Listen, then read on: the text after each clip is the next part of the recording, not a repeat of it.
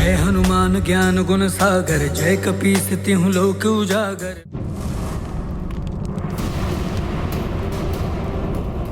सैनिकों, पकड़ो इस वानर को।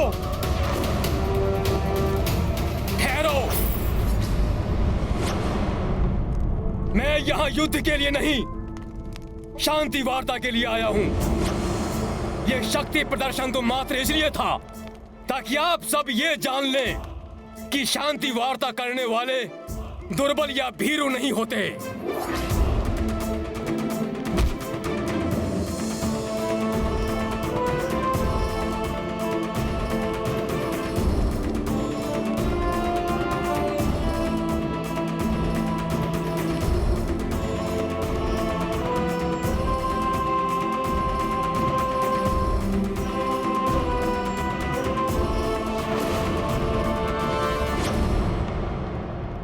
पहले भी एक दूत आया था उस वनवासी नर का,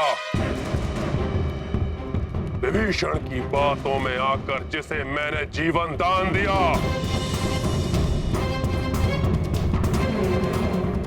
वो मेरे जीवन की सबसे बड़ी भूल थी, किंतु आज तुम्हें बचाने कोई विभीषण नहीं आएगा यहां।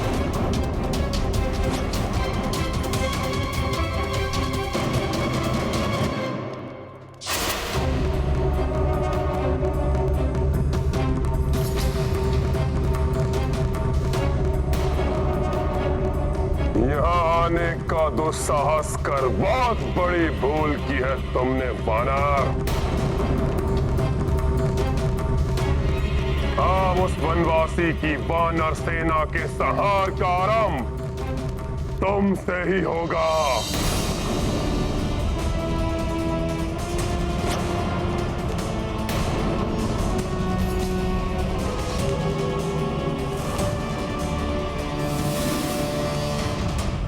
युवराज अंगद कहीं कुछ और ऐसा न कर दें जिससे रावण और भड़क उठे। मुझे उनकी सुरक्षा के प्रति सतर्क रहना होगा। आश्चर्य है, जिस खड़क चंद्रहास को देखकर बड़े बड़े महायोद्धाओं की भय के कारण कब कभी छूट जाती है, उस खड़क के सामने तुम निर्भीक होकर खड़े हो। तुम किसी महाबली योद्धा के पुत्र हो क्या? उचित कहा आपने। महानतम वाली का पुत्र अंगद हूं मैं,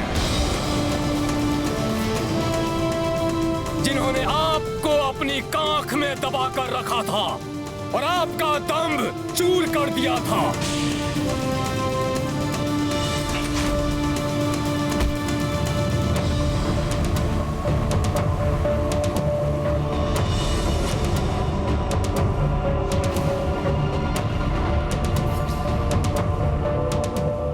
वानर, पिताश्री, वानर ने अपने मुख से आपका अपमान करने का दुस्साहस किया है। सदा के लिए बंद किए देता हूं इसके मुख को। नहीं पुत्र मेघनाथ, ये मेरे प्रिय मित्र वाली का पुत्र है, और मित्र का पुत्र अपने पुत्र के समान ही होता है।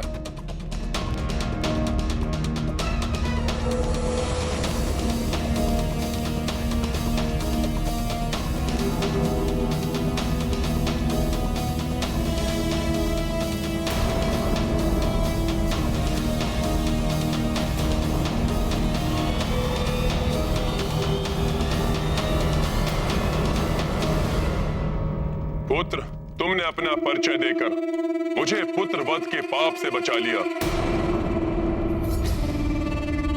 आओ पुत्र, मेरे हृदय से लग जाओ। आओ पुत्र। ये दुष्ट राक्षस कहीं कोई छल करने तो युवराज अंगद की ओर नहीं बढ़ रहा है। आओ पुत्र।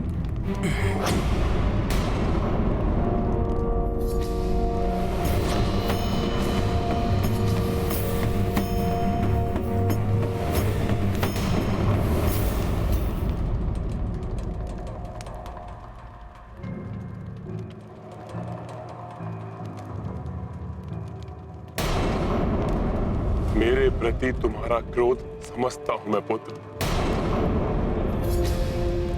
मैं तुम्हारे पिता की रक्षा नहीं कर पाया। पिता की हत्या के पश्चात तुम इतने विवश हो गए कि दूत बनना पड़ा उस वनवासी का, जिसने छल से छिपकर तुम्हारे का निर्मम वध किया। परंतु तुम अब उचित स्थान पर आए हो पुत्र।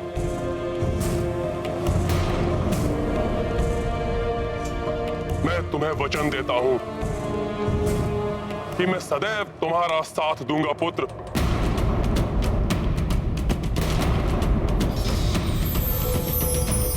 हे प्रभु, ये कपटी राक्षस तो युवराज अंगद के मस्तिष्क में विष घोलने का प्रयास कर रहा है।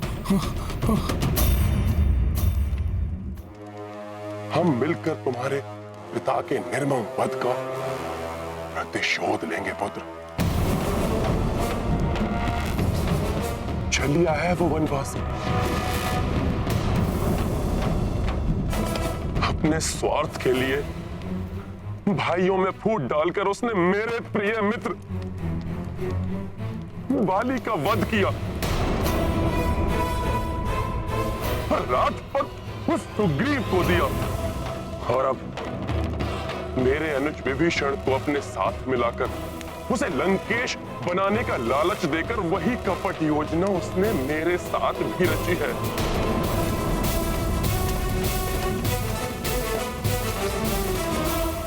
रावण, बंद करो ये अनर्गल प्रलाप। मेरे धैर्य की परीक्षा मत लो। परंतु हम उसे सफल नहीं होने देंगे पुत्र। मैं जानता हूं तुम्हारे भीतर भी प्रतिशोध की ज्वाला अवश्य धधक रही होगी। मेरा साथ दो पुत्र, हम मिलकर उस वनवासी का अंत कर देंगे। फिर उस सुग्रीव को तुम्हारे मार्ग से हटाकर तुम्हें तुम्हारा अधिकार, तुम्हें तुम्हारा राज्य दिलवाकर मैं अपने प्रिय मित्र वाली का भी ऋण चुका दूंगा।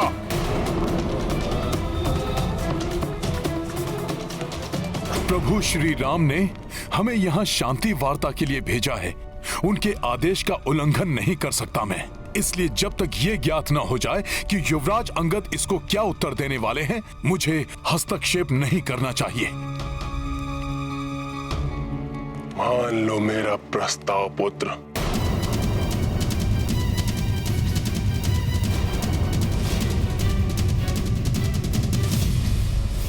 पाप कर्म में लिप्त, पाप की कीचड़ के अतल दलदल में धंसे हैं आप लंकेश।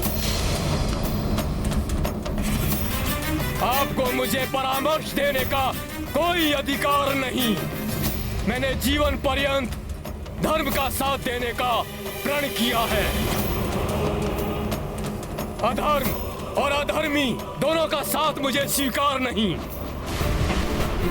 लंकेश, जिस प्रकार पिताश्री को धर्म और मर्यादा के उल्लंघन करने का दंड मिला था, उसी प्रकार आप भी अपनी मृत्यु के लिए तैयार हो जाइए, या अधर्म को छोड़ धर्म पथ को स्वीकार कीजिए।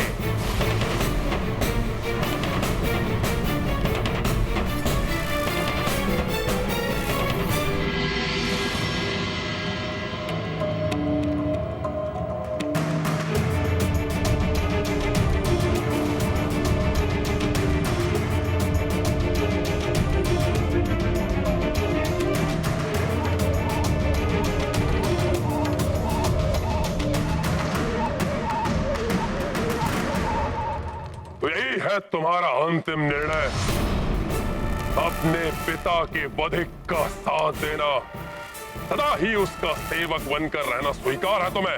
हाँ, मेरी प्रभु भक्ति और मेरा निर्णय हिमालय के समान अड़िग है। रामदूत होने के नाते आपको प्रभु श्री राम की अंतिम चेतावनी सुनाना मेरा कर्तव्य है। ध्यान पूर्वक सुनिए। या तो आप माता जानकी को सादर उनके स्वामी श्री राम के निकट पहुंचा दें, या रणभूमि में श्री राम के कोप का सामना करने का साहस करें। विश्वास नहीं होता कि तुम्हारी शिराओं में महानतम वाली का ही रक्त प्रवाहित हो रहा है। कैसे पुत्र हो तुम? मेरा समर्थन प्राप्त होने के पश्चात भी अपने पिता के बधिक का साथ दे रहे हो।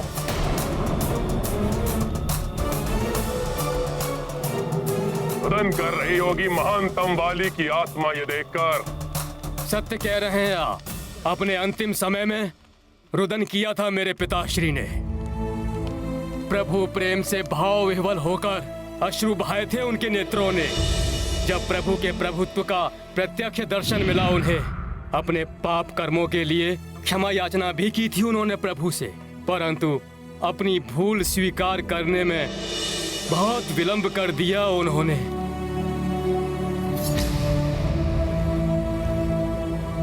पिताश्री के मित्र हैं आप, इसीलिए समझा रहा हूं आपको। अभी भी समय है आपके पास। प्रभु ने अपनी शरण में आने का अवसर दिया है आपको। उठा लीजिए उसका लाभ। रक्षा कर लीजिए अपनी और अपनी लंका की। देर होने के पूर्व ही संभल जाइए लंकेश। अपनी जीवा पर नियंत्रण रखो वानर। मित्र के पुत्र हो, इसलिए अभी तक यहाँ जीवित खड़े हो, अन्यथा अभी यही पृथ्वी में गाड़ देता तुम्हें। आपकी दया से नहीं, मैं यहाँ अपने प्रभु श्री राम के बल पर खड़ा हूँ। मुझे गाड़ना तो दूर, यहाँ लंका की इस राज सभा में किसी में इतना सामर्थ्य नहीं कि वो मेरा पांव अपने स्थान से डिगा भी सके। जय श्री राम।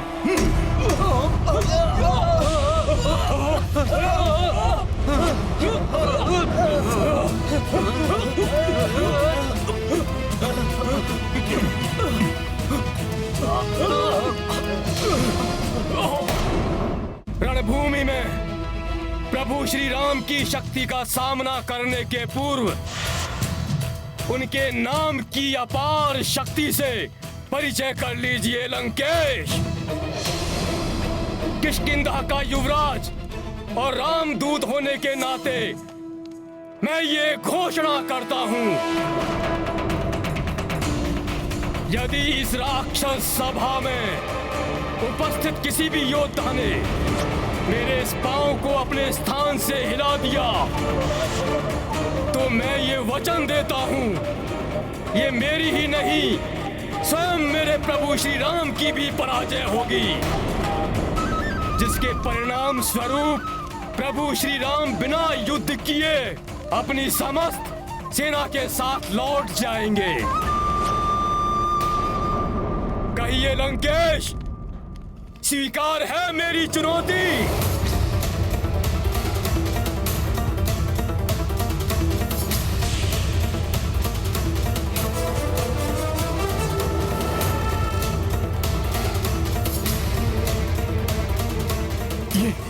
ये कैसे चुनौती दे डाली युवराज अंगद ने?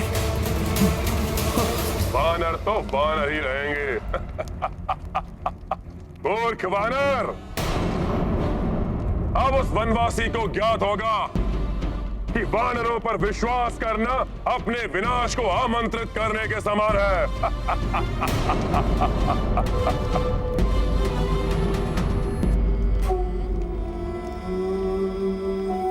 विश्वास तो मुझे है अपने प्रभु श्री राम के नाम की महिमा पे। यदि इस राज सभा में किसी को कोई संदेह है तो वो आए और मेरा पांव हिलाकर दिखाए।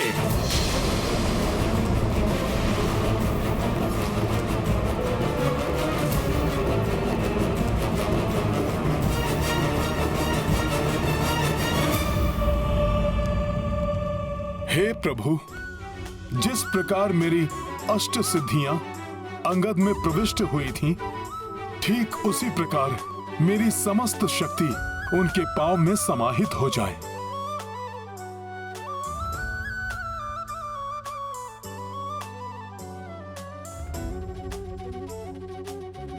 जय श्री राम।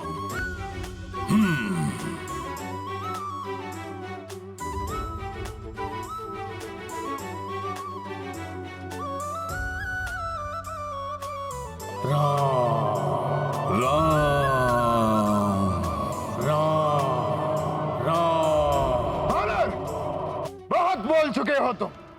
मैं अभी तुम्हारा ये पांव हिलाऊंगा और यही पटक पटक कर वध भी करूंगा तुम्हारा। तो आओ राक्षस वीर, दिखाओ अपना सामर्थ्य और कर लो अपनी इच्छा पूर्ण।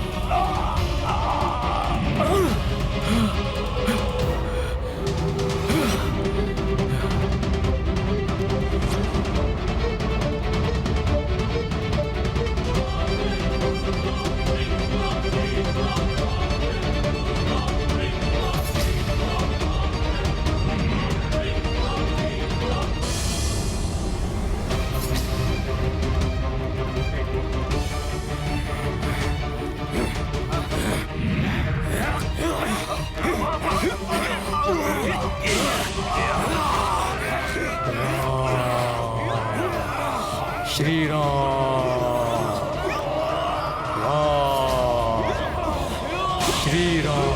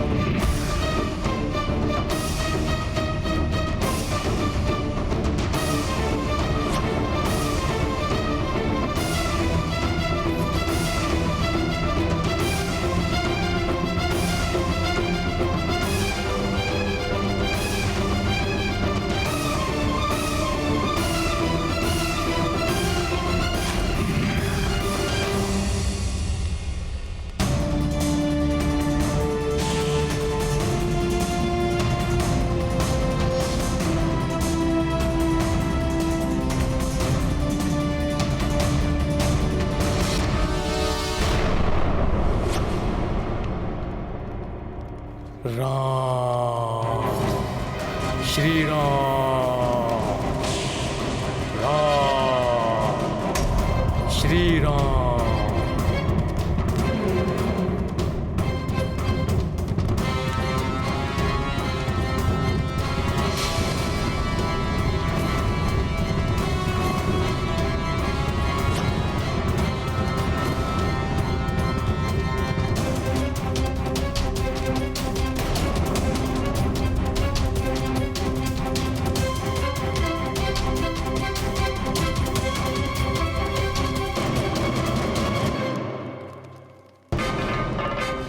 जिसने अपनी शक्तिशाली भुजाओं से महादेव के निवास कैलाश पर्वत को ही हिला दिया था।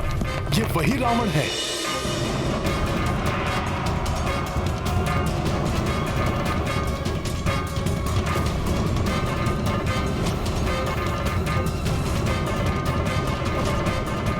यदि इसने युवराज अंगद के पांव को हिला दिया तो हम युद्ध प्रारंभ होने के पूर्व ही पराजित हो जाएंगे।